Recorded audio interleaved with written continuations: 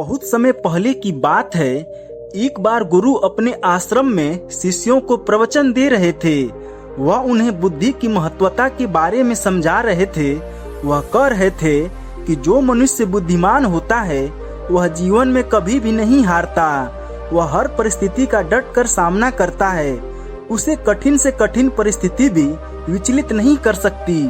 वहीं एक मूर्ख व्यक्ति जो होता है वह थोड़ी सी कठिन परिस्थिति आने पर भी विचलित हो जाता है और हार मानकर बैठ जाता है। मूर्ख व्यक्ति को यह संसार और ज्यादा मूर्ख बनाता है, उनका खूब फायदा उठाता है। वहीं बुद्धिमान व्यक्ति किसी के झांसे में नहीं आते हैं। लोग उनका आसानी से फायदा नहीं उठा सकते। इसलिए आप सभी को बुद्धिमान व्यक्ति जरूर बनना चाहिए, क्योंकि यह संसार बहुत ही नीच है, बहुत मतलबी है। यह बुद्धिहीन व्यक्तियों को जीने नहीं देता। इसलिए आपको किसी के द्वारा इस्तेमाल हुए जाने से बचना है तो आपको बुद्धिमान बनना पड़ेगा। अगर आप लोग बुद्धिमान नहीं बने और अगर मूर्ख रह गए तो यह दुनिया आपका बहुत ही ज्यादा फायदा उठाएगी, आपको कभी आगे नहीं बढ़ने देगी। मनुष्य चाहे कितना ही सुंदर क्यों न हो, लेकिन अगर उसमें बुद्धि नहीं है तो उसकी सुंदरता किसी भी काम की नहीं है। गुरु की बातें सुनकर उसमें से एक शिष्य खड़ा होता है और गुरु से कहता है, गुरुदेव, आखिर हमें इस बात का पता कैसे चलेगा कि हम मूर्ख हैं या बुद्धिमान? शिष्य की बात सुनकर गुरु मुस्कुराते हैं और फिर उससे कहते हैं कि बेटा, आज मैं तुम्हें बुद्धिमान लोगों के 10 लक्षणों के बारे में बताने जा रहा हूँ। अगर यह लक्षण तुम्हारे भीतर है तो तुम एक बुद्धिमान व्यक्ति हो, और अगर यह लक्षण तुम्हारे भीतर नहीं है तो इन्हें अपनाकर तुम बुद्धिमान व्यक्ति बन सकते हो। फिर गुरु उन्हें पहला लक्षण बताते हुए कहते हैं कि बुद्धिमान हमेशा कुछ न कुछ नया सीखते रहते हैं, क्योंकि कोई भी अपनी माँ के गर्भ से सब कुछ सीख कर नहीं आता। उसे संसार में जन्म लेने के बाद ही कुछ न कुछ सीखने को मिलता है। और जो मनुष्य अपने जीवन में सीखता रहता है वह कभी नहीं हारता, क्योंकि जीवन में सीखी गई कोई भी चीज बेकार नहीं जाती है। हर चीज का अपना एक अलग महत्व है।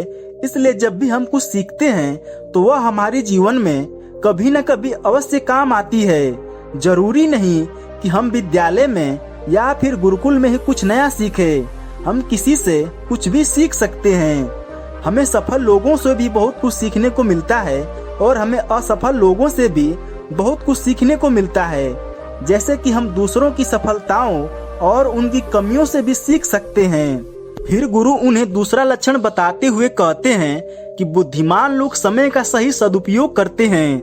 बेटा, जिसने समय को साध लिया, समय के अनुरूप अपने आप को ढाल लिया, उसने अपने जीवन के साथ बहस में नहीं फंसा, तो मानो उसने जीने का मंत्र जान लिया। समय एक अमूल्य धन है। समय की अहमियत हमें जिंदगी में सफलता की ओर लेकर जाती है। समय एक बार चला गया तो दोबारा लौट कर नहीं आता। इस दुनिया में समय से अधिक मूल्यवान ना ही पैसा है और ना ही ताकत है, क्योंकि जब समय हमारा साथ नहीं देता है तो यह बाकी चीज हमारे किसी काम की नहीं है। समय हमारे जीवन का एक महत्वपूर्ण हिस्सा है और समय के बिना तो जीवन की कल्पना भी नहीं की जा सकती। समय को बर्बाद करना अर्थात जीवन को बर्बाद करने के जैसा है। गुरु तीसरा लक्षण बताते हुए कहते हैं कि बुद्धिमान लोग अकेले रहना पसंद करते हैं, क्योंकि उन्हें पता है कि अकेले रहना मूर्ख और नकारात्मक लोगों के बीच रहने से हर हाल में बेहतर है। अकेले रहने वालों में एक अलग ही खूबियां होती हैं। हर इंसान में कुछ खूबियां जरूर होती हैं, लेकिन उस खूबी का पता हमें तब चलता है जब हम अकेले में रहकर अपने साथ समय व्यतीत करते हैं। जो लोग लोगों के बीच में फंसे हुए रहते हैं उनको अपनी खूबियों के बारे में कभी पता ही नहीं चल पाता, क्योंकि वह दूसरों को देखकर उनके जैसा बनना चाहते हैं। लेकिन जो व्यक्ति अकेला रहता है वह किसी से प्रभावित नहीं होता है और वह वही करता है जो उसे अच्छा लगता है। अकेले रहने वाला व्यक्ति अपने निर्णय खुद लेता है और जो लोग भीड़ में रहते हैं वह लोगों से पूछ कर निर्णय लेते हैं, जो कि अक्सर गलत भी हो सकते हैं। जब हम किसी से कुछ पूछते हैं तो हमारे सामने बहुत सारी बातें आती है और उन बातों को सुनकर कभी कभी हमारे भीतर नकारात्मकता भी आ जाती है, जैसे कि इसमें तो यह खूबी है, यह मेरे अंदर क्यों नहीं है, इसने तो ऐसा कर दिया, ये मेरे से क्यों नहीं हो रहा है। और यही सोचकर फिर हमारा मन दुखी होता रहता है, जबकि अकेला इंसान खुश रहता है। गुरु चौथा लक्षण बताते हुए कहते हैं कि बुद्धिमान लोग हमेशा कम बोलते हैं। कम बोलने का मतलब यह नहीं है कि आप बात ही ना करें। कम बोलने का मतलब यह है कि जितना जरूरी हो उतना ही बोला जाए। बुद्धिमान लोग बोलते कम हैं और सुनते ज्यादा हैं। वह उतना ही बोलते हैं जितने की आवश्यकता होती है। वह लोग चुपचाप बैठकर सामने वाले की बातों को अच्छे से सुनते हैं, फिर उसके ही अनुसार उसको जवाब देते हैं। जब हम किसी भी बात को ध्यान से सुनते हैं तो हमें उस बात से काफी कुछ नया सीखने को मिलता है। वहीं मूर्ख लोग बिना किसी बात के बकबक करते रहते हैं। वह सामने वाले की बात को सुनने की बजाय अपनी बात सुनाने में ज्यादा विश्वास रखते हैं, जिससे उससे सामने वाले व्यक्ति से कुछ भी नया जानने का मौका नहीं मिल पाता। कम बोलने वाला व्यक्ति कभी भी किसी के साथ बहस नहीं करता। बुद्धिमान व्यक्ति शब्दों के साथ खेलकर किसी का भी मन जीत सकता है। गुरु पांचवा लक्षण बताते हुए कहते हैं कि बुद्धिमान लोग अपने राज की बात किसी को नहीं बताते हैं, क्योंकि वह इस बात को अच्छे तरीके से जानते हैं कि आज जो हमारा मित्र है वह कल हमारा शत्रु भी बन सकता है। इसलिए वह अपने खुद की बातें, अपनी कमजोरी या अपने घर परिवार की बातें किसी को नहीं बताते। वहीं मूर्ख लोग अपने मन की बातें, अपने घर परिवार की बातें और ऐसी बातें जो उन्हें गुप्त रखनी चाहिए थी, वह उन्हें भी अपने मित्रों को, पड़ोसियों को, रिश्तेदारों को बता देते हैं और फिर बुरा समय आने पर धोखे का शिकार हो जाते हैं। जबकि बुद्धिमान लोगों को अच्छे से पता है कि लोग कभी भी हमारी कमजोरी का फायदा उठा सकते हैं, क्योंकि यह संसार बड़ा ही स्वार्थी है। यहाँ पर लोग एक दूसरों की कमजोरी का फायदा उठाते रहते हैं। लोग साथ कम देते हैं और धोखे ज्यादा देते हैं। फिर गुरु छठा लक्षण बताते हुए कहते हैं कि बुद्धिमान व्यक्ति अपना एक लक्ष्य निर्धारित करके रखते हैं और वह निरंतर सिर्फ उसी पर काम करते रहते हैं। वहीं मूर्ख लोग एक ही समय में न जाने कितने लक्ष्य निर्धारित कर लेते हैं। जिस तरह से हम एक साथ दो नाव पर नहीं बैठ सकते, उसी प्रकार हम एक साथ बहुत सारे कार्य भी नहीं कर सकते। गुरु सातवां लक्षण बताते हुए कहते हैं कि बुद्धिमान लोग अपनी तुलना कभी किसी दूसरे से नहीं करते। जो व्यक्ति अपनी तुलना दूसरों से करता है वह हमेशा दुखी ही रहता है, क्योंकि इस संसार में सभी मनुष्य अलग अलग हैं। सभी में अलग अलग प्रकार की प्रतिभाएं हैं। सभी में सोचने और समझने की क्षमताएं भी अलग अलग होती है और यह बात बुद्धिमान लोग अच्छे तरीके से जानते हैं। इसलिए वह कभी भी अपनी तुलना दूसरों से नहीं करते हैं। जिस प्रकार से एक आम का पौधा सभी प्रकार के फल नहीं दे सकता, वैसे ही एक मनुष्य में सभी प्रकार के गुण मौजूद नहीं हैं। फिर गुरु आठवां लक्षण बताते हुए कहते हैं कि बुद्धिमान लोग कभी भी दूसरों पर निर्भर नहीं रहते। वह किसी से कोई उम्मीद नहीं रखते।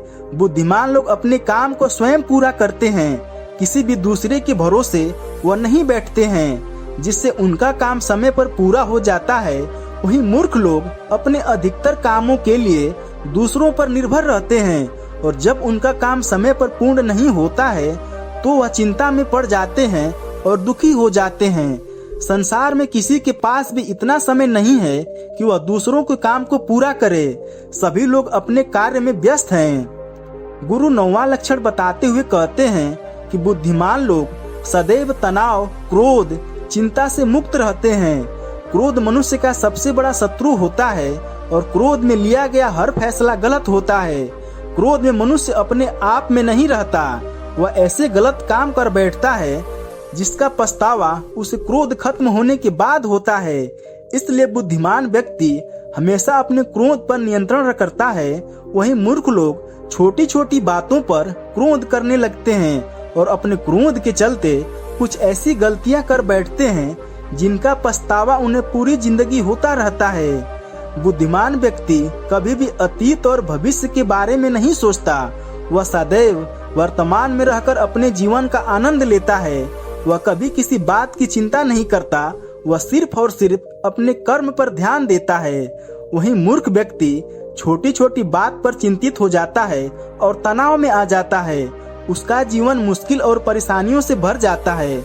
मूर्ख लोग सदैव अतीत व भविष्य के बारे में सोच सोचकर चिंतित रहते हैं, जिसके कारण वह वर्तमान पर ध्यान नहीं दे पाते और फिर उनका पूरा जीवन नष्ट हो जाता है। गुरु 10वां लक्षण बताते हुए कहते हैं कि बुद्धिमान व्यक्ति आलस को अपने जीवन का सबसे बड़ा शत्रु मानते हैं, क्योंकि काम को टालने की जो आदत है वह इंसान को कभी भी आगे बढ़ने नहीं देती। यह वह मानसिक बीमारी है जो कि ज्यादातर लोगों में पाई जाती है। मूर्ख व्यक्ति हर काम में हमेशा आलस करते हैं।